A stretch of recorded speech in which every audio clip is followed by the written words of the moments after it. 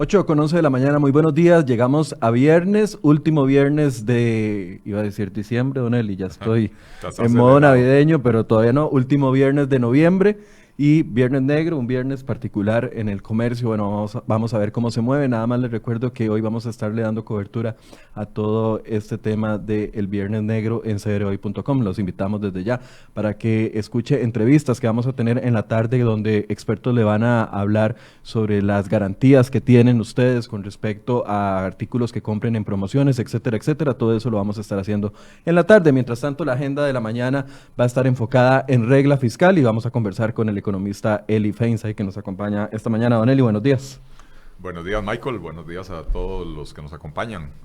Placer estar por acá. 25 días ya, Navidad, pasa todo esto y estamos en 2020. Así es. Va corriendo el tiempo y bueno, no ha sido un año magnífico, así que qué bueno dejarlo atrás y ojalá que venga uno mejor. Y ojalá que venga uno mejor. Estábamos conversando, Don Eli, y yo el día de ayer para definir el enfoque de lo que íbamos a abordar hoy, y definimos que el tema fiscal y el tema de la regla fiscal era importante explicarlo, no solo en la aplicación del presupuesto del próximo año, sino cómo va a variar para el año 2021 con recortes importantes a los que va a estar obligado el gobierno de la República, porque vamos a superar el tope o el techo del endeudamiento. Empecemos, Don Eli, ¿por dónde empezamos? Expliquemos qué es la regla fiscal. Empecemos por ahí.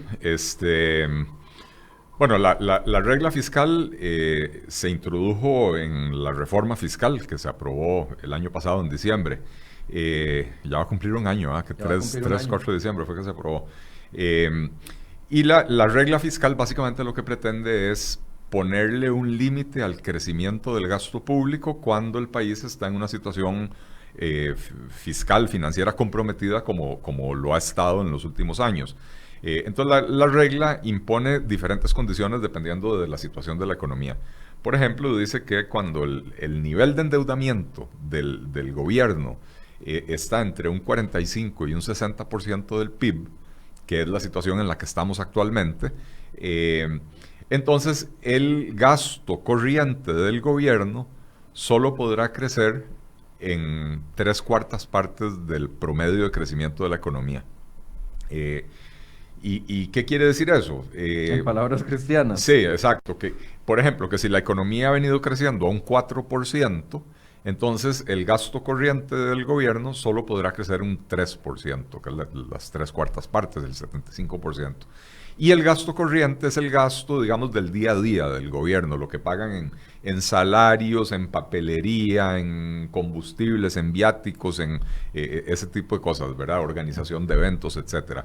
¿Eso incluye el gasto social, las becas, ese otro tipo de cosas o no? Sí, lo incluye, ¿verdad? Porque digamos, la contraparte sería los gastos de capital, y gastos de capital son los gastos que se hacen en bienes duraderos, ¿verdad? Cuando el gobierno construye carreteras, hospitales, compra equipamiento para esos hospitales o compra maquinaria para arreglar carreteras, etcétera, que son bienes de capital, ¿verdad? Entonces, los gastos de capital sí quedan excluidos de la regla fiscal, pero el gasto corriente no. Siempre hay una eterna discusión entre economistas y abogados y bueno, y todo el mundo en realidad, de que si por ejemplo esas transferencias que se hacen para los programas sociales deberían considerarse o no gasto corriente, ¿verdad? Pero digamos que en la definición contable es un gasto corriente. Ok. Sí. Entonces, con la regla, cuando estamos en una situación de endeudamiento como la que estamos ahorita, usted decía de entre 45 y 60%, ya estamos rondando el 60%, se limita el crecimiento del gasto en lo que es gasto corriente, ya sea salarios, etcétera, etcétera, pero no en un gasto de inversión. Es decir, si el país quisiera endeudarse para una carretera, para un tren eléctrico, etcétera, etcétera, eso sí podría continuar. Sí, digamos, en el año 2020, el próximo año, a partir dentro de un mes, que ya entra, ya se aplica por primera vez la regla fiscal, no hay un límite al crecimiento de ese tipo de gasto, ¿verdad? Y recordemos que aquí lo que se limita es el gasto, no el endeudamiento, ¿verdad? Entonces el gobierno podría, ya sea vía impuestos, gastar más en carreteras, o también podría endeudarse para construir más carreteras, o hospitales, o escuelas, o lo que sea, ¿verdad? Eso para el 2020. Recordemos, bueno, este año, 2019, el país va a cerrar con un nivel de endeudamiento entre 59 y 60%. O sea, el porcentaje exacto lo sabremos cuando se cierre el año, pero 59 y pico por ciento, ¿verdad? Entonces estamos ya casi tocando el límite superior de ese tracto de la regla fiscal que ya expliqué. En el 2020, el país va a superar el 60% de endeudamiento. De hecho, las proyecciones que hace la Contraloría General de la República son que vamos a finalizar el año 2020 con un endeudamiento en el orden del 64, un poquito más del 64%. Y eso nos mete para el 2021 en un nuevo tracto de la regla fiscal. Porque la regla fiscal, decía yo, cuando el endeudamiento está entre 45 y 60%, es la regla que ya expliqué. Pero cuando superamos el 60%, entonces viene un nuevo tracto. Y ese nuevo tracto lo que dice es que el gasto total del gobierno solo va a poder crecer en un 65% del crecimiento de la economía. Ya no un 75%, sino un 65%. Pero el gasto total. Y ahora sí, aquí sí se incluye, todos los gastos de capital, se incluye la construcción de carreteras, escuelas, EVAIS, hospitales, etcétera, puertos, aeropuertos, y también, ahí sí se limita todo, ¿verdad? La ley, el plan fiscal, como se aprobó, establece ciertas restricciones y también ciertas excepciones, ¿verdad? Entonces, por ejemplo, dice que el gobierno no podrá endeudarse para cubrir gasto corriente en el 2000, ya estamos hablando del 2021, ¿verdad? El gobierno no podrá endeudarse para cubrir gasto corriente, pero sí podrá endeudarse para gastos de capital, ¿verdad? O la única otra deuda que se le permitiría al gobierno es deuda que permita alivianar la carga de la deuda, o sea, canjes de deuda, básicamente. Hacer arreglos, como le llamamos en la vida normal, refundiciones, arreglos de pago para patear la bola para adelante. Siempre y cuando, dice la ley, sea a un costo menor que en mejores condiciones. Exacto, si el gobierno hoy tiene deudas al 8% y logra conseguir un crédito al 6% para cancelar la deuda del 8 y quedarse con la del 6, eso sí estaría permitido, ¿verdad? En el 2021. Y esto, bueno, ya pone condiciones bastante restrictivas. Recordemos que el 2021 es el año antes de las elecciones, ¿verdad? Lo usual en Costa Rica, la mayoría de los gobiernos en el año antes de las elecciones sueltan las amarras, se dedican a gastar a lo chancho chingo porque de ahí quieren que el gobierno quede bien para que su partido pueda repetir en el poder. Y esta vez el gobierno va a tener las manos amarradas si es que se cumple la regla fiscal, ¿verdad? Ahí es donde verdaderamente se va a poner a prueba el colmillo o el diente de esa reforma fiscal, a ver si se cumple, ¿verdad? Ahora, antes de empezar a hablar de cómo entonces se podría cumplir, a través de cuál recorte de gastos se podría cumplir la regla fiscal en el 2021, usted dice que ambos mecanismos siempre llevan un mecanismo o una parte clave, y es el crecimiento. Todo depende del crecimiento. Y usted me puso un ejemplo que si estuviéramos creciendo al 4%, entonces podríamos aplicar gasto corriente en 3/4 partes, o sea, correcto, un 3%. Pero cuando tenemos un crecimiento que anda por debajo, o que puede andar por debajo del 2%, sí, quiere decir que el asunto está más estrujado de lo que pensamos. Así es. Bueno, tomemos en cuenta una cosa. La ley habla del crecimiento nominal, y cuando nosotros hablamos del crecimiento del 2%, estamos hablando del crecimiento real. ¿Qué es la diferencia entre uno y el otro? Básicamente, ¿cómo calcula usted el PIB? De una forma muy sencilla. Usted agarra todo lo que se produjo en el país y se fija a qué precio se produjo, ¿verdad? Entonces hay 100 kilos de chayotes a a 900 colones el kilo, ¿verdad? Qué sé yo. Y entonces usted multiplica las cantidades producidas por los precios de mercado, ¿verdad? Y eso, con eso usted determina cuánto se produjo. Los precios pueden cambiar de un año a otro, ¿verdad? Entonces, cuando uno quiere saber si la economía creció o no creció, tiene que introducir digamos, un control con respecto a esos precios, ¿verdad? Yo necesito saber si el año pasado se produjeron 1,000 kilos de chayote y este año también, entonces no hubo crecimiento, o si el año pasado se produjeron 1,000 kilos de chayote y este año se produjeron 1,100 kilos de chayote y entonces hubo un crecimiento real de la economía, ¿verdad? Entonces, cuando nosotros hablamos del 2% de crecimiento que más o menos tiene la economía hoy en día, ese es el crecimiento real, ¿verdad? La ley habla del crecimiento nominal, o sea, del crecimiento nominal de la economía. El crecimiento nominal se refiere al valor de la producción, a los precios del corrientes, ¿verdad? A los precios del año. Entonces, le voy a hacer un cálculo muy sencillo, no es exactamente así, pero básicamente usted dice, si la economía está creciendo real a un 2% y la inflación es otro 2%, entonces el crecimiento nominal es 4%. Ok, ¿verdad? se tiró un poco hacia arriba. Exacto. El crecimiento nominal es mayor que el crecimiento real cuando hay inflación, ¿verdad? Aunque la inflación sea baja, como lo es en este caso.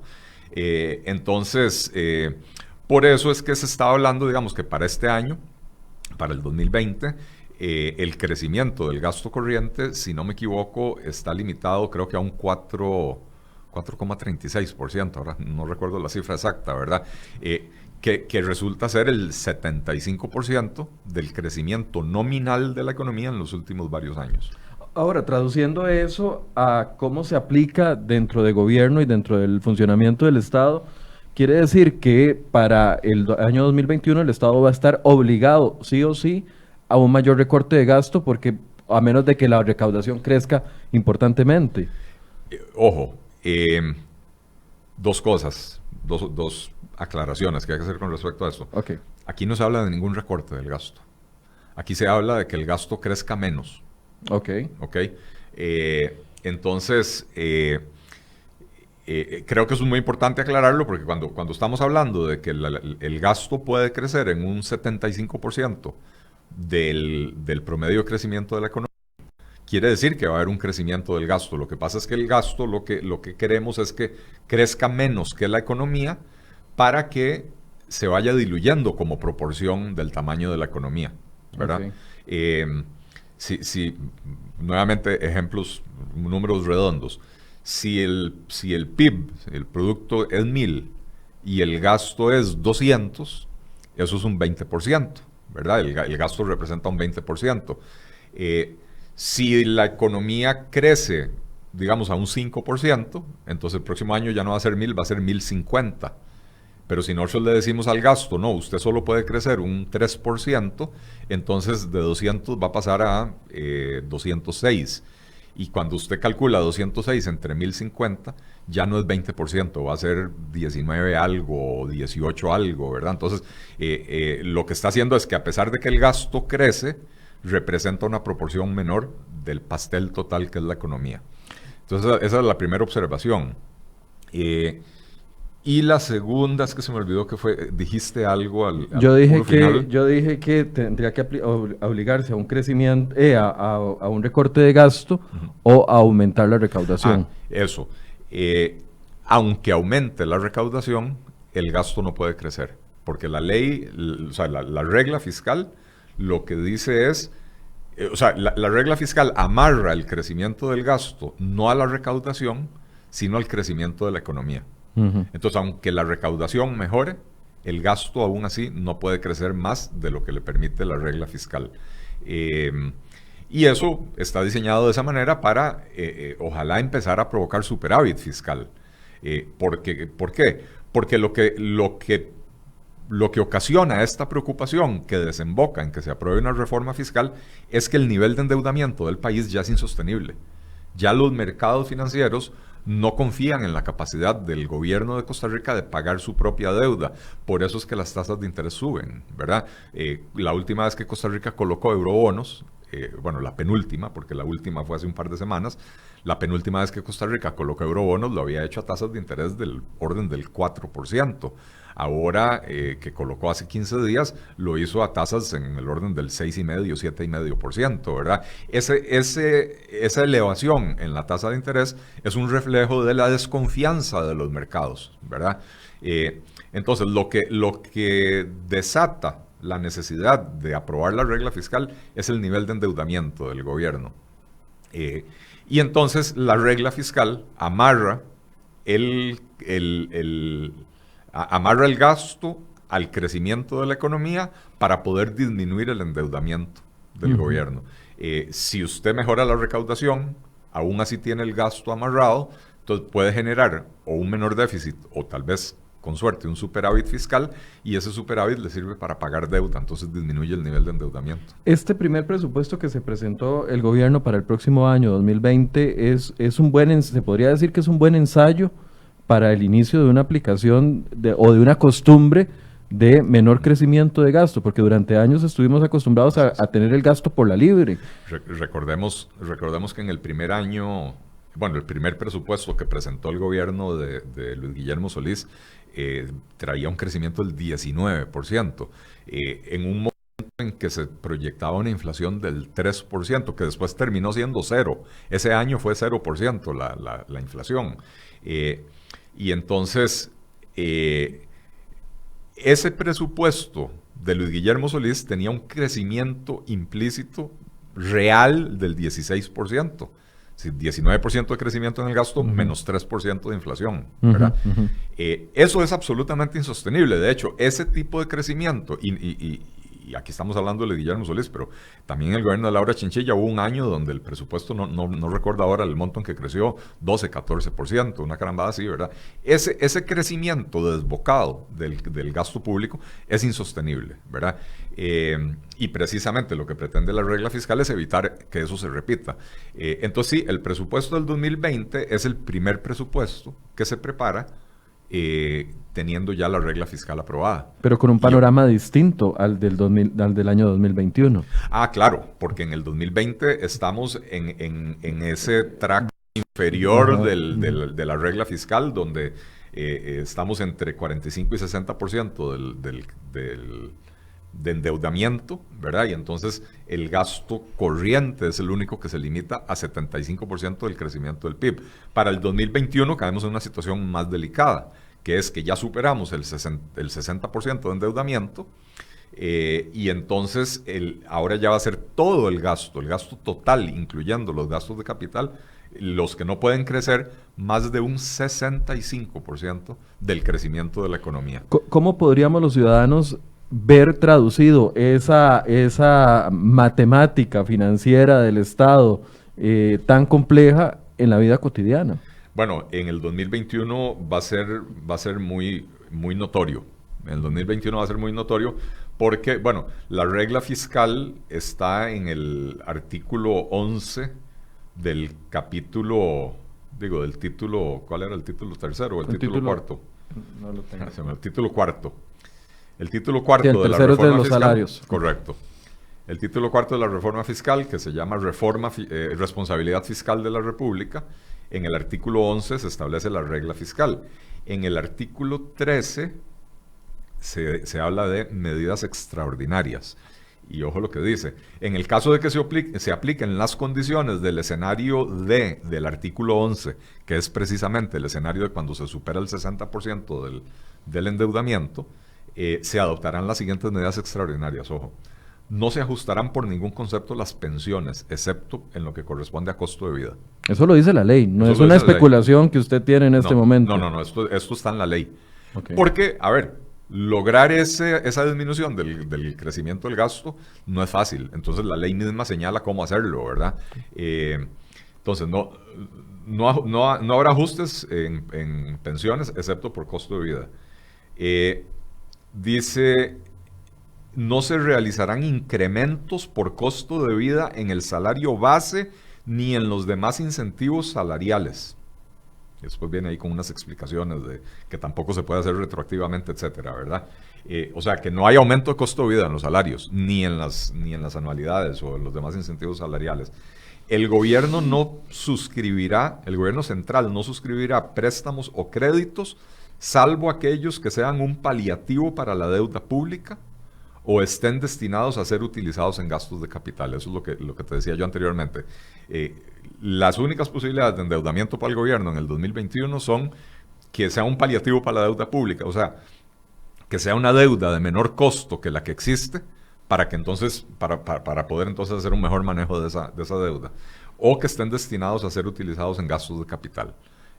Si ya hay un proyecto encaminado, ya estamos construyendo la Ruta 32, por ejemplo, y había un plan de inversión, entonces créditos de ese tipo, la ley todavía los permitiría. Y después dice, el Poder Ejecutivo no podrá efectuar rescates financieros, otorgar subsidios de ningún tipo, así como realizar cualquier otro movimiento que implique una erogación de recursos públicos a los sectores productivos, salvo en aquellos casos que la Asamblea Legislativa decida mediante ley, que la Asamblea Legislativa mediante ley declare la procedencia del rescate financiero, ayuda o subsidio. Son 4 ámbitos que tocan directamente a los ciudadanos, y a mí me preocupan los primeros 2 y que hiciéramos énfasis en eso, en el de las pensiones y en el de los salarios. Ok, bueno, a ver, ahí hay nuevamente una afectación directa. Esto se refiere al gasto público, entonces se refiere únicamente a los salarios del sector público. Okay. No hay ningún motivo por el cual no hay salarial en el sector privado, siendo que no es gasto público, ¿verdad? Pero eso se refiere específicamente a los salarios del sector público. Y por eso también habla de los salarios base y los incentivos, que no es algo usual en el sector privado. Pero bueno, ahí hay una afectación importante para ese 15 o 18% de los costarricenses que están empleados en el sector público. Creo que esto es un reconocimiento por parte del legislador de que buena parte del problema del déficit fiscal en el que nos metimos en los últimos 10 años vino precisamente por el aumento desmedido en las remuneraciones del sector público. Y entonces ahí se aprieta la tuerca. Y en el tema de pensiones, básicamente, ahí lo que están diciendo es, por costo de vida sí se lo vamos a ajustar. Pero que la caja no me invente, por ejemplo, que ya el aporte estatal no va a ser del 1.24, sino que va a ser del 1.86, porque no hay recursos adicionales para eso, ¿verdad? Entonces, ojo que en eso la ley, o sea, sí es clara. No se permiten ajustes en pensiones, excepto por costo de vida. Entonces, al recipiente de la pensión, el ajuste sí se le va a hacer. Sí se le va a hacer. Sí. Y eso aplica también para los regímenes que no están dentro del IBM. Ahí, a mí no me queda del todo claro, francamente, ¿verdad? Porque la ley no lo especifica y habría que ver cómo se reglamentó, si es que ya se reglamentó esto, ¿verdad? Pero yo me imagino que cualquier régimen de pensiones donde haya aporte estatal, ya sea como patrono o como Estado, debería de estar cubierto por esto, ¿verdad? Sí, lo pregunto porque, bueno, una de las primeras declaraciones del nuevo ministro de Hacienda, que ya empezó ejercicio el martes anterior, ya participó del Consejo de Gobierno, previo a eso, unos días antes le había dicho al semanario del Financiero de que una de sus prioridades va a ser la aplicación estricta de la regla fiscal. Entonces el nuevo ministro ya conoce este panorama y sabe lo que le corresponde y lo que viene para el año 2021. Y en el hecho de que, por ejemplo, no solo esa línea de no incrementos salariales en el sector público que usted nos explicaba, va a traer una conflictividad social, claramente. Sí, por supuesto que eso va a traer conflictividad social, con digamos que una ventaja para el gobierno, y es que está en la ley, ¿verdad? Es que es diferente cuando el gobierno agarra y dice, bueno, yo voy a hacer, por amor propio, voy a ser fiscalmente responsable, y entonces no voy a dar aumento salarial. Ahí se tira todo el mundo a la calle, presionan y finalmente le doblan la rodilla al gobierno, ¿verdad? Aquí en este caso está en la ley. Y esta ley ya pasó por todo el proceso legislativo, ya pasó por la Corte Plena, ya pasó por la Sala Cuarta, ahí está en la ley, ¿verdad? Entonces, por más huelga que haya, esto hay que cumplirlo, ¿verdad?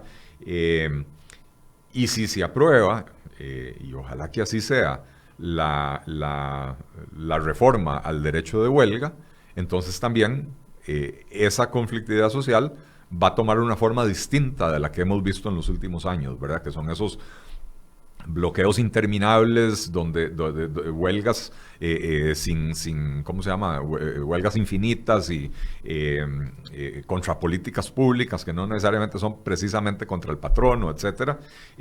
Ya eso va a tomar una forma distinta con la reforma al derecho de huelga, ¿verdad?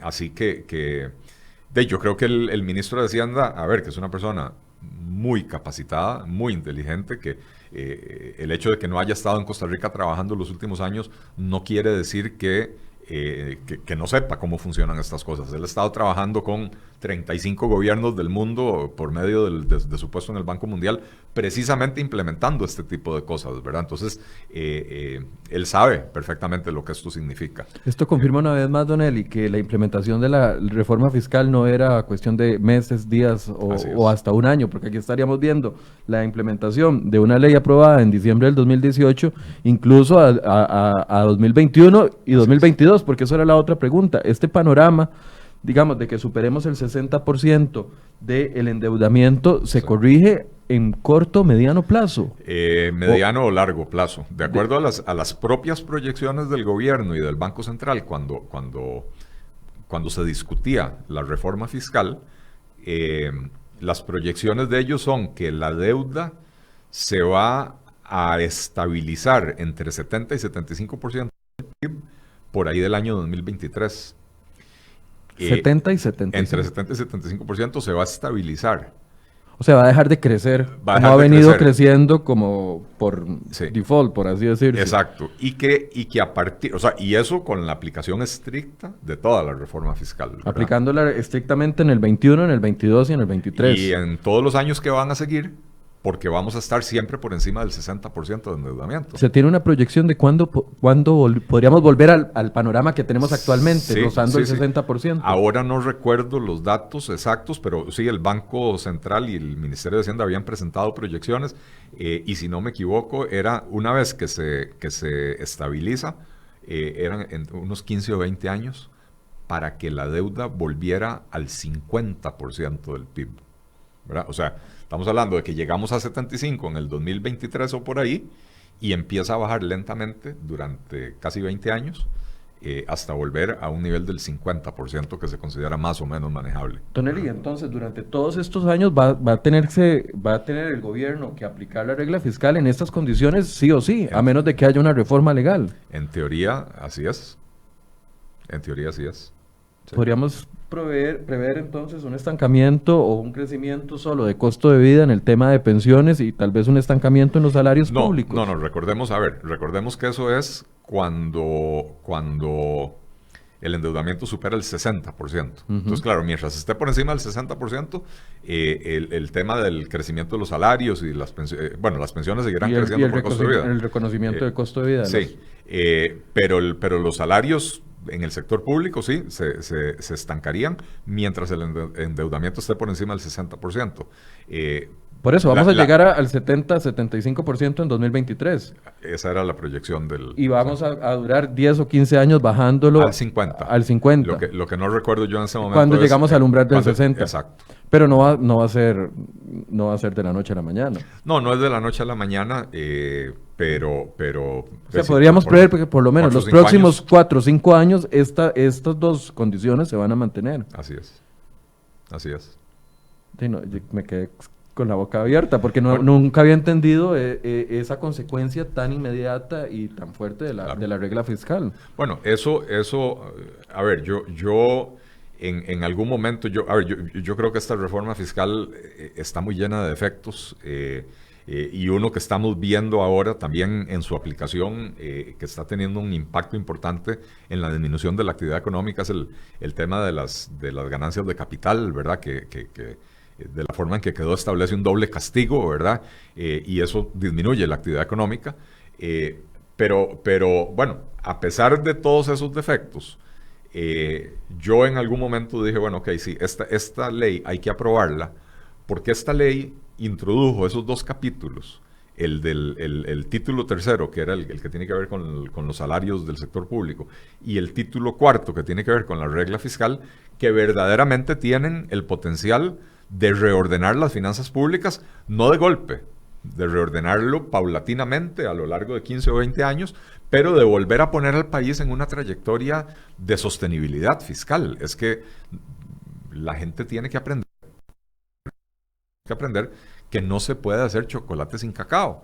Y era lo que veníamos haciendo desde hace 10 años, era echándole cada vez más agua y más azúcar a la mezcla, pero sin echarle más cacao. Entonces, al principio teníamos un chocolate de buena calidad, después un chocolate ahí medio aguado y medio dulce y muy dulce y lo que sea, pero ya finalmente lo que nos quedó es una guachacha. Una guachacha, ¿verdad? Y llena de azúcar, entonces buena para la diabetes, ¿verdad?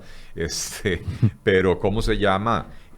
Ciertamente de ahí, estos son los sacrificios que un país tiene que hacer para pagar su propia irresponsabilidad, porque esto fue irresponsabilidad del país, haber procedido de la manera que procedimos en los últimos 10 años acá. El ministro de Hacienda además hablaba no solo del tema de la aplicación de la regla fiscal, sino que decía que va a concentrarse también en el tema de la evasión como uno de sus principales enfoques durante esta gestión, que esperemos que dure lo que queda de gobierno. Es un reto importante. Es un reto importante y también es importante entender que al ministro esta misma ley lo ha dotado de herramientas muy fuertes para reducir la evasión.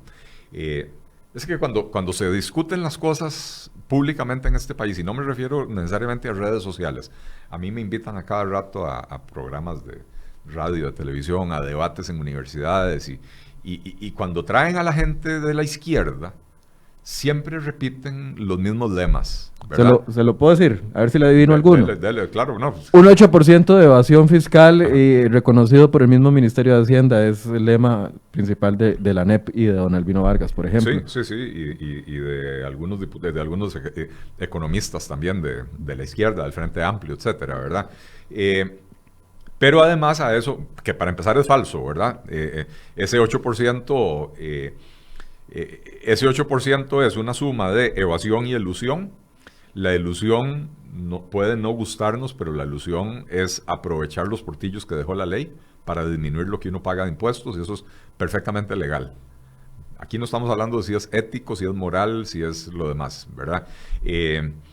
Pero segundo, ese estudio tenía, no digamos defectos metodológicos, presentaba dudas metodológicas que hicieron que el ministro bajo el cual se aprobó, o no se aprobó, bajo el cual se realizó ese estudio, que fue don Edgar... Don Edgar Ayales. Don Edgar Ayales, que él dijera, ok, vamos a utilizar este estudio para referencia interna del ministerio, vamos a repetirlo cada cierto tiempo para ver cómo evoluciona, y vamos a ir afinando la metodología porque había dudas. Y entonces ese estudio no se dio a conocer. Fue después, por motivos políticos, que Elio Fallas, que ya sabemos que fue un desastre de ministro de Hacienda, decidió publicarlo, por motivos políticos. Para empezar, porque seguramente él mismo no entendía los defectos metodológicos que podía tener ese estudio. Bueno, fue un gobierno que pasó los primeros 2 años negando la necesidad de una reforma fiscal. Y aumentando el gasto en 19 y no sé cuánto % cada año, ¿verdad? Y entonces, a partir de ahí se da a conocer ese estudio, no se explica, y entonces la gente dice 8%. Después ya salen estudios, ahora no recuerdo, creo que un estudio del Fondo Monetario Internacional, utilizando una metodología que se ha aplicado en más de 130 países, o sea, es una metodología que está probada y comprobada, ¿verdad? Y con esa metodología, la cifra ya no era del 8%, la cifra era la suma de evasión y elusión, andaban entre 5 y 6%, pero además el propio estudio decía de esto, porque para uno calcular cuánto es la evasión, uno tiene que tener una idea teórica de cuánto debería de pagar la gente, ¿verdad? Y entonces el propio estudio dice, bueno, de eso lo que se puede recuperar, lo que realmente se puede recuperar era menos de 2 puntos del PIB. ¿Por qué? Porque cuando usted pone ese máximo teórico de recaudación, ¿qué hace usted? Usted agarra y dice, la producción del país, y nuevamente aquí estoy sobresimplificando para que la gente lo entienda, esta no es una charla para economistas. Si el país produce 1,000 al año, por ejemplo, y hay un impuesto de ventas del 13%, entonces usted debería de recaudar 130, ¿verdad? Pero después resulta que la canasta básica está exenta, que esto, que lo mismo hace usted con renta. Bueno, si el país produjo tanto y hay un impuesto de renta de tanto, usted debería recaudar 200. Por eso, pero tiene las zonas francas que no pagan, tiene las cooperativas que no pagan. Entonces, lo que realmente se podía recuperar era menos del 2%. Esos cálculos de evasión fiscal, entonces no son facturas identificadas con personas específicas que le deben al Estado tanto y tanto y tanto. No. Porque eso yo creo que es importante explicárselo a la gente, porque también está basado en proyecciones de cuánto licor ingresó al país de forma ilegal o cuántos cigarrillos entró de forma ilegal. Y esos son supuestos, pero no es que... Son estimaciones. Porque cuando se habla de la lucha contra la evasión fiscal, entonces muchos interpretamos, bueno, de que agarren el listado de todos los que le deben al Estado, vayan y se le paren en la puerta de afuera, le cobren, y si no le cobran, le cierran el negocio y asunto solucionado. ¿Por qué no han hecho eso tan fácil? Bueno, pero no es así, esa lucha contra la evasión fiscal no es así. Para empezar, el contrabando no hay manera de cuantificarlo. Usted puede estimar cuánto se está contrabandeando. Pero si usted tuviera cuantificado exactamente cuánto se contrabandeó de licores, de cigarrillos, de zapatillas deportivas o de lo que sea, ¿verdad? De cebolla que está ingresando al país sin pagar impuestos. Aguacate, gracias a la estupidez que hizo también el gobierno de Luis Guillermo Solís ¿verdad? Está entrando un montón de aguacate también de contrabando. Si usted supiera exactamente cuánto está entrando, es porque se da cuenta a dónde entró, cuándo entró y quién lo trajo. Párelo y cóbrele los impuestos. No, es que el contrabando es precisamente, ¿cómo se llama? Es algo que se hace a escondidas, digamos, de la ley, ¿verdad? Entonces, creo que es un punto muy importante que vos haces, ¿verdad? No es así de fácil como decir, bueno, ya usted sabe quiénes son, vaya, cóbreles. No, en muchísimos casos no se sabe quiénes son. En muchísimos casos no se sabe exactamente qué y cuánto contrabandearon, ni por dónde entró, ni a dónde lo vendieron, ¿verdad? Entonces, no es así de fácil.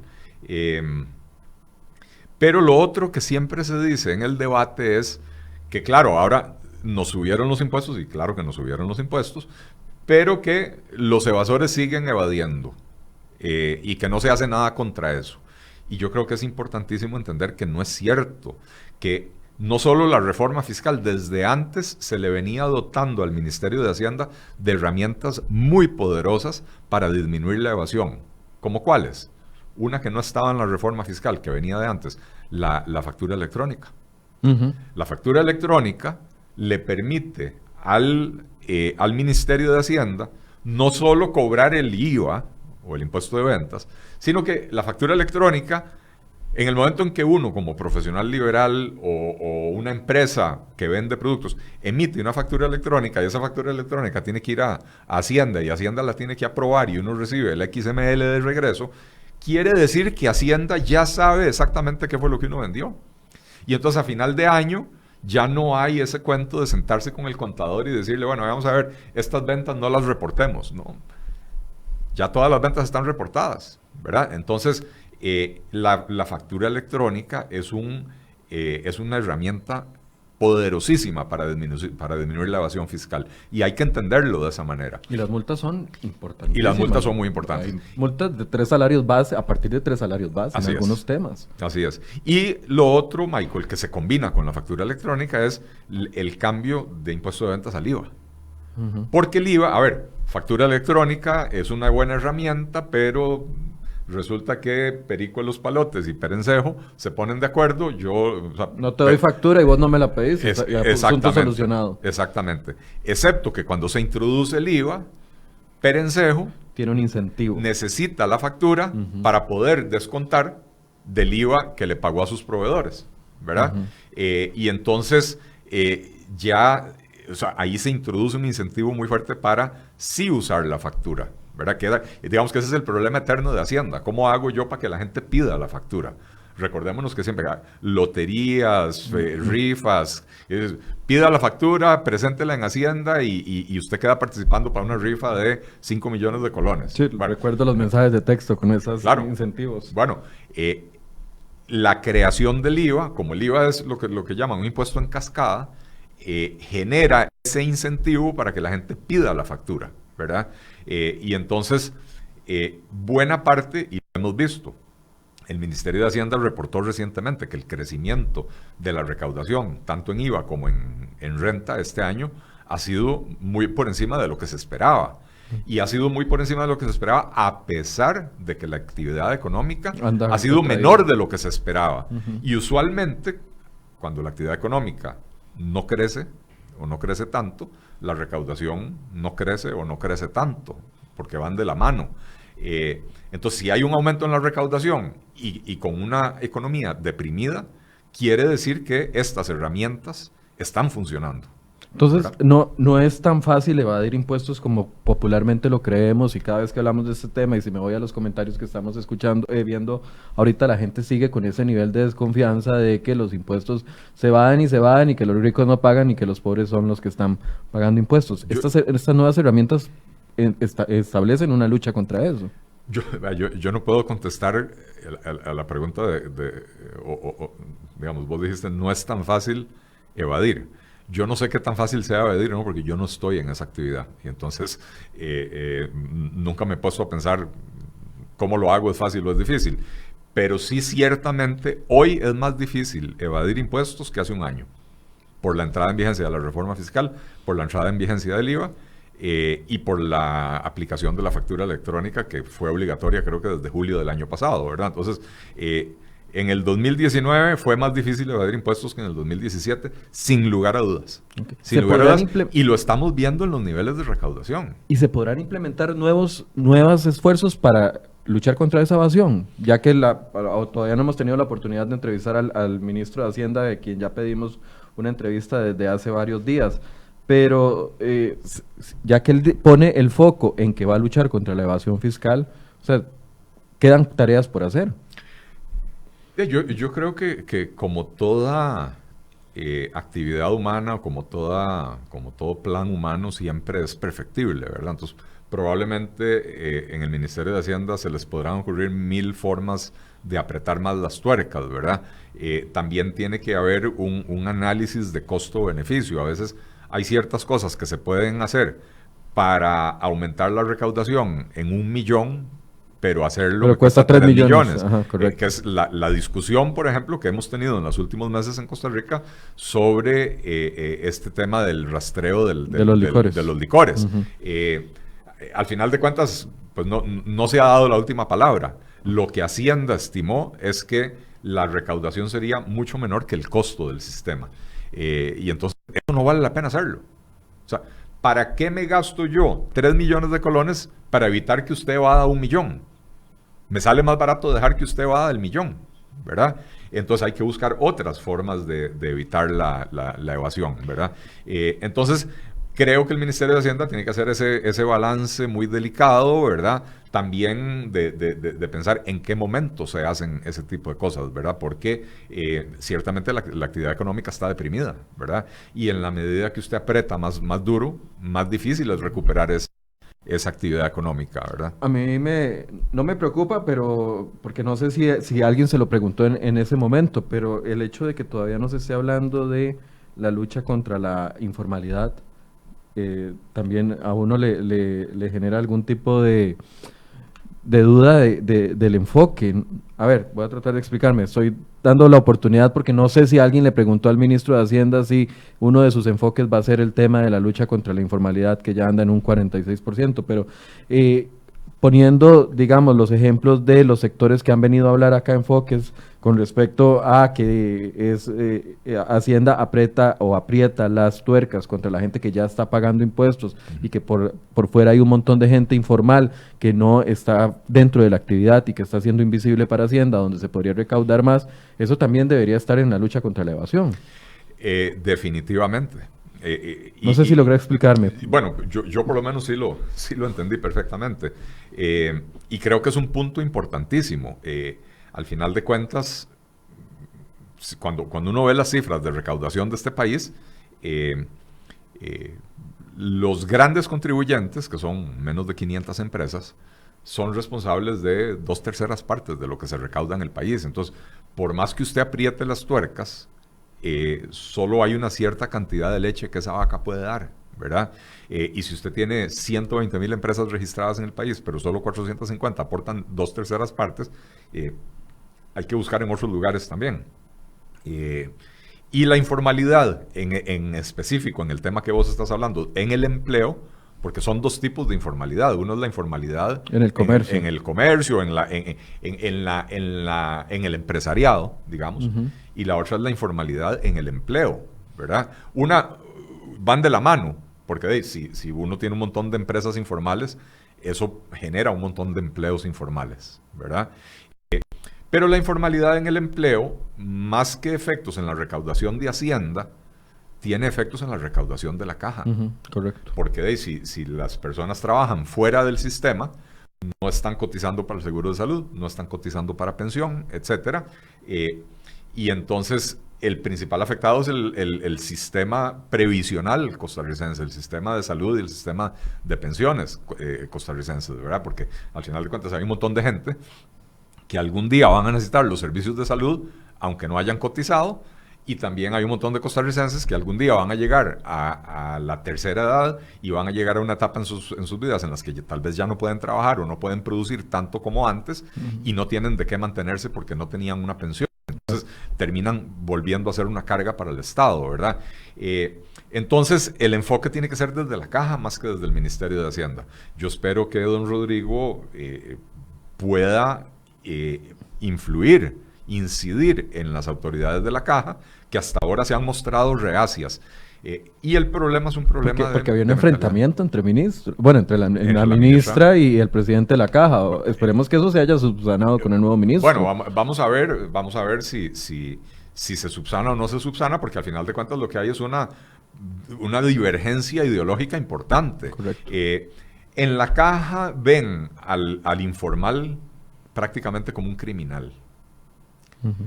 Usted no está, don Michael, resulta que descubrimos que usted estaba haciendo unas consultorías y no las reportó, o usted nada más está registrado en la caja como empleado de CR hoy, pero usted nos reportó esas consultorías suyas y usted debió haber pagado tanto para la Seguridad Social. Entonces le vamos a cobrar 10 años para atrás, multas y otro montón de carambadas. Están diciendo yo a usted lo veo como un criminal. Y esa criminalización de la informalidad hace que los informales se alejen. Se alejen. No tienen un incentivo para acercarse y agregarse a la formalidad. Así es. Veamos que la Caja recientemente aprobó un reglamento para reducir y escalonar las contribuciones de la Seguridad Social de las pymes, pero solo las nuevas. Y entonces las viejas que hay, no sé cuántas pymes informales hay, pero son decenas de miles de pymes. No recuerdo la cifra exacta, pero son en las decenas de miles de pymes que están en la informalidad y entonces ninguna tiene ningún incentivo para venir a formalizarse, ¿verdad? Y entonces, al final de cuentas, estamos poniendo en riesgo absolutamente todo, claro, ¿verdad? Hay un reportaje de estos días de tu colega Gerardo Ruiz. Gerardo Ruiz, yo no sé qué me pasa. Yo a Gerardo le cuesta mucho. Lo conozco desde hace años, debe ser muy agarrado. Desde hace años lo conozco a Gerardo. A mí nunca me ha invitado ni un café, entonces puede que sea eso. No, mentira, Gerardo es un muy buen compañero. No, y es un excelente. De hecho, va a estar con nosotros el lunes aquí en Enfoques, de una vez lo anuncio, vamos a estar abordando el tema de Infocop y cómo Gerardo le ha dado seguimiento a todas estas denuncias que hubo con respecto al tema de Infocop. El lunes va a estar nuestro compañero Gerardo Ruiz acá en la mesa de Enfoques junto con unos invitados que tenemos para el día lunes. Me sirvió para dar el anuncio. Bueno, el comercial. Sí. Bueno, decía yo, hay un reportaje de ayer, del 28 de noviembre, de Gerardo Ruiz, que si no me equivoco, lo pusieron en los comentarios del... No, ese no, pusimos el otro, pero sí, también vamos a agregar de las pensiones. Este reportaje se titula Déficit de regímenes de pensiones llegará a 2,2% del PIB en el 2020.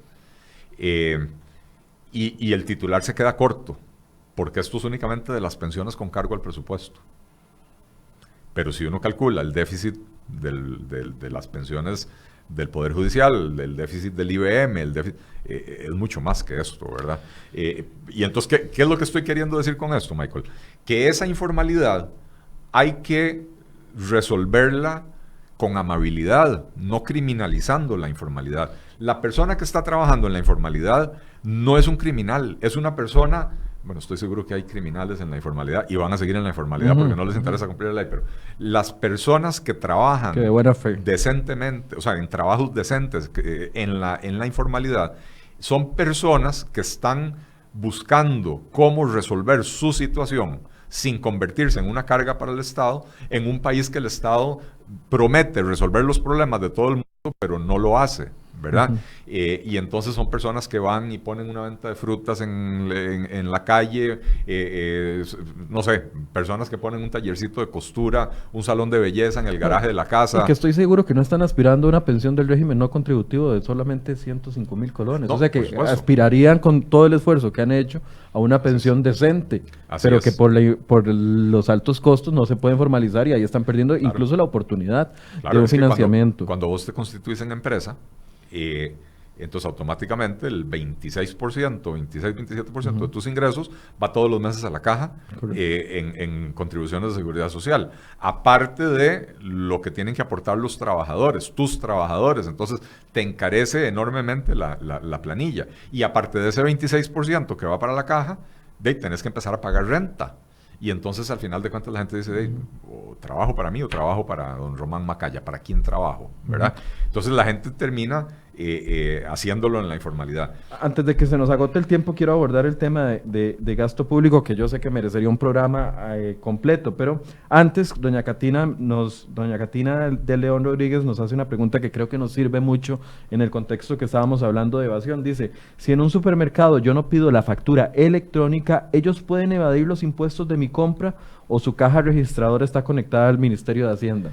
Bueno, los supermercados y en general las cadenas y qué sé yo, que son más visibles y más grandes, usualmente tienen un régimen simplificado, y entonces ellos no emiten una factura electrónica, emiten un tiquete electrónico, y eso él tiene, para efectos de Hacienda, tiene el mismo valor, ¿verdad?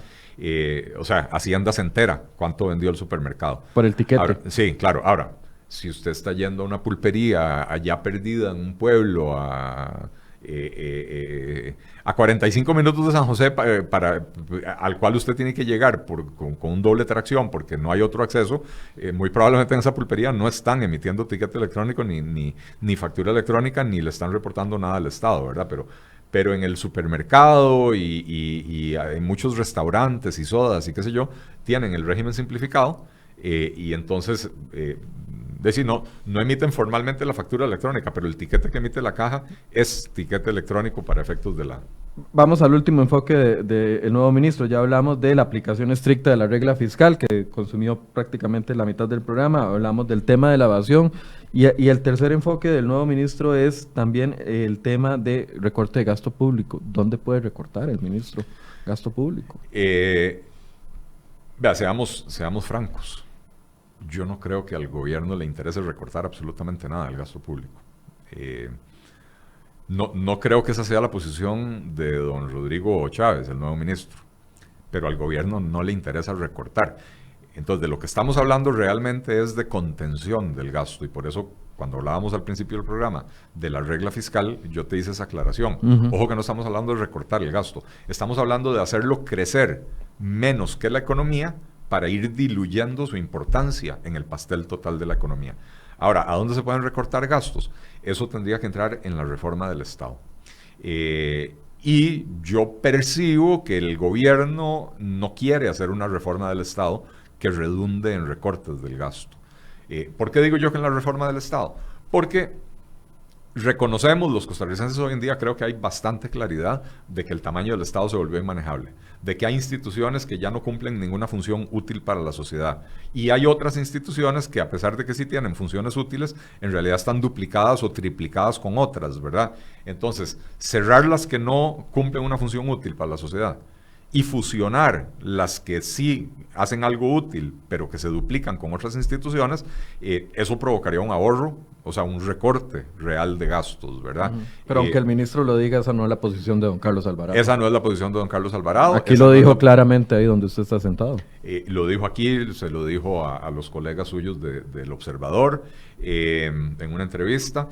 Y cómo se llama, y Pilar Garrido, la ministra de Planificación, que es la que ha estado a cargo de este proyecto de reforma del Estado, también tiene una visión bastante similar en el sentido de no vamos a recortar nada, ¿verdad? Tienen una visión romántica, idílica y además engañosa de que ellos pueden introducir más eficiencia en el Estado. Usted no va a introducir eficiencia en un aparato estatal cuando usted tiene 23 instituciones y 45 programas dedicadas a combatir la pobreza, y no reduce ni la cantidad de instituciones ni la cantidad de programas, y no los fusiona y no reduce la pobreza durante 25 años, ¿verdad? Entonces, el hecho de que usted haga que sus funcionarios gasten menos papel higiénico o los obligue a ir al baño en la casa antes de venir a trabajar, con eso usted no va a lograr una diferencia en los índices de pobreza, ¿verdad? Entonces, pero ahí es donde estarían las fuentes de recorte del gasto. En lo que es el gasto corriente, es muy difícil recortar más porque mucho de ese gasto corriente está comprometido por ley, por constitución, etcétera, y no sé si 2/3 partes, más del 60% del gasto son salarios, y entonces no se pueden recortar, ¿verdad? Ok. Una conclusión, don Eli. Ha hablado mucho hoy, voy a dejarlo tomar agua. Una conclusión con respecto a estos retos y también sobre el tema de la regla fiscal. De verdad que hoy aprendí mucho porque no sabía lo que usted nos explicaba de las consecuencias a partir del 2021, consecuencias que se van a sostener en el tiempo. En el tiempo, siempre y cuando, como decías vos, que no haya una reforma legal, ¿verdad? Porque capaz que los diputados mismos se asustan de los efectos de lo que decidieron y dicen, uy no, relajemos esta carambada, ¿verdad? Que sería un grave error, Sería un paso atrás. Sería un paso atrás. A ver, Costa Rica el año pasado estuvo a punto de caer en un precipicio profundo. Y la aprobación de esta reforma fiscal, con todo lo que nos disgusta, fue un paso importante para evitar haber caído en ese precipicio. Todavía no estamos lejos del precipicio, seguimos estando ahí al borde. Y no caer va a depender de la aplicación estricta de esta reforma fiscal y en particular la aplicación estricta de los capítulos que tienen que ver con el gasto público. Hay dos formas de poner en orden las finanzas. Bueno, hay tres formas de poner en orden las finanzas públicas. Una es subir los impuestos, subir los ingresos. Bueno, ya eso lo hicimos. En la reforma fiscal ya eso se hizo. Aunque algunos están muy tentados a seguir en la fiesta. Ayer hablábamos de eso. No, claro. Sigue habiendo un montón de proyectos de ley en la Asamblea Legislativa que proponen aumentar impuestos para las más variadas causas, ¿verdad? Pero bueno, ya eso lo hicimos y la economía está estancada. No podemos seguir pretendiendo subir los impuestos para salir del problema. Entre más impuestos, más disminuye la actividad económica, ¿verdad? Pero bueno, ya eso lo hicimos. Usted sube los ingresos y ahora tiene que recortar los gastos. Más bien, usted tiene el gasto aquí, a los que están ahí, usted tiene el gasto aquí y los ingresos aquí. Usted sube los ingresos, baja los gastos y cierra la brecha. De eso se trata, disminuir el déficit fiscal. Entonces, ya hicimos lo de subir los impuestos. También aprobamos lo de disminuir el gasto, pero ojo, no es que vamos a recortar el gasto. Es que vamos a hacer que a lo largo de 20 años el gasto crezca lentamente, más lentamente que la economía, para que como porcentaje del PIB el gasto sea cada vez menos importante. Okay. ¿Verdad? Entonces, decía yo que hay tres maneras. Subir los impuestos y tocar el gasto. En el gasto hay dos maneras. Una es recortar el gasto, que hay muchas personas que quisiéramos que se recorte el gasto y es una forma más abrupta, digamos, de lograrlo. Y la otra es diluir el gasto en el tiempo, que fue la que se aplicó en la reforma fiscal. Yo en lo personal creo que es necesario hacer una combinación, ¿verdad? Yo no creo... Claro, podemos ayudarnos con el cierre del CNP, por ejemplo. Por ejemplo. O, como decía, metamos aquí un poco de jocosidad en el asunto. Ahora que resulta que el agua es inflamable, cerremos Recope. ¿Para qué necesitamos Recope si ya puede manejar todo el tema de la combustión? Solo hay que ir a llenar los carros en los tubos de derecho de la UCR. Exactamente, ¿verdad? Porque esa agua es inflamable. Ojo, yo yo sí creo que hay mucho que cerrar en el aparato estatal, pero yo no creo que haya que cerrar nada más por cerrar, nada más por recortar el gasto. Porque si usted no lo hace de manera inteligente, de manera pausada y bien pensada, puede provocar problemas mayores. Si usted cierra un servicio esencial, entonces recortó el gasto, pero dejó un montón de gente en problemas. Y esa gente en problemas termina llegando a ponerle la mano al Estado para que le ayude a resolverlo. Entonces, esa no es la forma. La forma es buscar recortes que le permitan a usted mejorar la eficiencia. O hablemos de Habdeba, por ejemplo, que nos salió carísimo cerrarlo, o cerrar parte de cortar ahí el gasto. Tal vez un mejor ejemplo, Michael, el Bancrédito.